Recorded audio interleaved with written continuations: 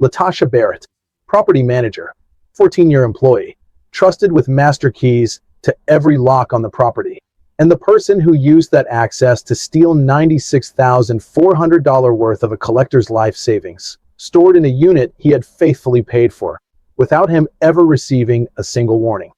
Step away from the panel. What? I run this property. You don't just walk in here like Hands, this. please. I follow all procedures. I did my job. I ran that property for 14 years. I knew every unit, every tenant, every system, every gap. I opened that facility in the morning and I locked it at night. I knew which accounts were active and which ones hadn't been touched in years. I knew how the software worked better than anyone who built it. And I told myself that nobody was watching. Nobody was checking the logs. Nobody was cross-referencing the email changes with the access entries. I had done everything right for so long that I convinced myself I could do something wrong, and it would just disappear into the system like everything else. When that detective placed the printout on my counter, my name, my employee ID, the dates, all of it, I looked at it, and I still tried to explain it away. But you can't explain away a timestamp. You can't talk your way out of your own login. This is the story of a structural gap in a system built on trust. A collector in Los Angeles who tried to make a payment and found out his account no longer existed, and a log that had been recording every move under her own name the entire time. Latasha Barrett grew up in Riviera Beach, Florida, a working-class city just north of West Palm Beach, wedged between the Intracoastal Waterway and the Atlantic. Her mother cleaned hotel rooms on Singer Island. Her father ran delivery routes across Palm Beach County, up before dawn, back after dark. It was a household that ran on schedules and tight margins. There was no room for error. And Latasha understood that before most children understood anything. She was the organized one, the one who kept the grocery list on the refrigerator, the one who remembered which bills were due on which dates. At 10 years old, she was already tracking what belonged where, who owed what, and who wasn't paying attention. When she was 12, her family drove to a storage facility in Lake Worth to retrieve her grandmother's belongings after she passed. Latasha remembered the rows of orange units stretching back farther than she could see. She remembered thinking they were like paid secrets, things people couldn't let go of, but couldn't keep close. Things that existed in the space between one version of a life and the next. She never forgot that image to AT-18. She enrolled at Palm Beach State College. She left before completing her degree. Money was tight, and the program wasn't moving fast enough. At 22, she took a job as a receptionist at a self-storage facility in Lake Worth. $8.50 an hour behind a laminate counter. She answered phones. She filed lease agreements. She learned the software quickly, and she learned something else. She learned the difference between a tenant who logged into their account every week and one who hadn't touched it in 3 years. She learned that the facility ran mostly on trust, and that the trust mostly ran in one direction. In 2011, she was hired as a property associate at Public Storage, 4390 Hipoluxo Road, Boynton Beach, Florida, a standard 2-story commercial facility along a busy corridor, climate-controlled units behind a keypad gate, the kind of place you drove past without noticing unless you needed it. She worked her way up steadily. By 2014, property manager. She ran the facility largely on her own during weekdays. Her evaluations used words like self-sufficient, thorough knowledge of facility protocols, trusted to open and close independently. For years, that trust was exactly what it appeared to be. She knew her tenants. The snowbirds with furniture stored between Florida seasons. The small business owners cycling inventory.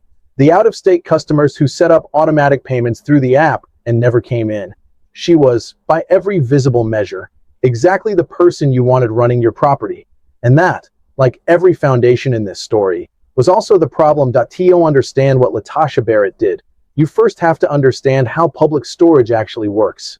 Public Storage is the largest self-storage company in the United States, over 2,700 locations nationwide. Most customers never speak to a staff member after signing their initial lease. They manage everything through an app. Rent payments, gate access codes, account updates. The relationship between tenant and facility is almost entirely digital. A customer in Los Angeles renting a unit in Boynton Beach has no reason to call, no reason to visit. as long as the account is current and the notifications are quiet. The lien process in Florida operates under state statute. Miss a payment, the clock starts. 30 days in, the account enters delinquency. At 60 days, a formal lien notice must be issued. Between 90 and 120 days, the unit becomes eligible for auction. Every notification at every stage goes to the email address on file. No email, no notice. No notice, no knowledge. No knowledge, no defense. The property manager at any public storage location holds two levels of override access. The first is physical, a master cylinder key that can open any unit on the property without the tenant's lock code. The second is digital, administrative credentials inside the facility management system that allow modification of any tenant account field. Email address, gate code, access PIN, account status. These overrides exist for legitimate purposes. Locked out customers, estate recoveries, corrections after a death in the family. No secondary approval was required for most edits. One manager, one login, full control over every account on the property. No automated alert was configured to fire when a manager modified a tenant's email address. No flag was triggered when the same credential appeared in both the account modification log and the unit access log within the same billing cycle. The audit trail existed. It recorded everything. It just wasn't being watched. Victor Nwosu had been renting a unit at 4390 Hipo Luxo Road for several years. He lived in Los Angeles. He was a collector, designer handbags, clothing, limited release footwear, accessories accumulated across nearly a decade of deliberate acquisition. He stored the collection in Florida while between residences. He paid through the app on a set schedule. He had no reason to visit the facility, no reason to call, no reason to question anything. He had, by every measure, made himself invisible. And Latasha Barrett noticed. In the spring of 2025, Latasha accessed Victor's account through her property manager credentials. The first move was the email address. She changed it from his registered address to one she controlled. From that moment forward, every automated message from Public Storage's system went to her inbox. Delinquency alerts, lien notices, access confirmations, system updates. Victor received nothing. She then reset his gate code and access PIN. His app credentials stopped working. If he tried to log in, the system returned an error. No account found. No active lease. No unit. No record from the customer-facing side that Victor Nwosu had ever rented at that facility. She cut the lock on his unit and replaced it with a facility-issued lock. On paper, this looked exactly like a manager working a routine overdue account. The system had no way to distinguish between a legitimate delinquency action and a staged one. She knew that. Then she opened the unit. The contents of Victor Nwosu's storage unit were worth $96,400. Designer handbags, high-end clothing, limited edition footwear, items sourced and stored over years, each one documented and inventoried. Latasha removed them across multiple visits. A co-defendant, identified as Dion Calloway, is alleged to have assisted in the removal and transport of the goods. Within 30 days of the email change, the unit was empty. Victor Nwosu tried to make a payment through the app in June of 2025. The app returned an error. He assumed a technical issue. Tried again the next day. Same error. He called the Boynton Beach facility. The employee who answered told him his account had been closed and his unit cleared. He had not missed a single payment. He had not received one notification at any stage. Not one delinquency alert. Not one lien notice. Not one phone call. Not one letter. Because every automated message from that system, from the moment Latasha changed the email address, had been going to someone else. He called Public Storage Corporate.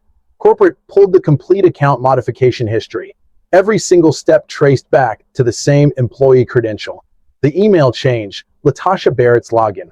April 2025. The gate code reset, same credential. Same week. The lock cut notation, same credential. The subsequent unit access entries, same credential. Multiple dates across a 2-week window. Every action, one name. Corporate contacted the Palm Beach County Sheriff's Office the same day. Detectives executed search warrants on the facility, on her personal vehicle, and on her residence in Boynton Beach. At her home, investigators recovered designer goods matching Victor Nwosu's documented inventory. Handbags, clothing, footwear consistent with the contents of his storage unit. The recovery was partial. Some items had already been moved.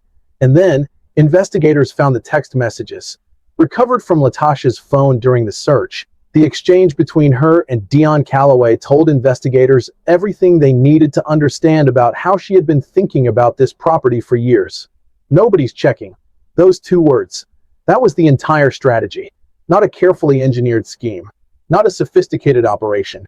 Just a woman who had learned a system so thoroughly that she believed she had become invisible inside it. Detectives subsequently audited her full account modification history across her entire 14-year tenure at the Boynton Beach location.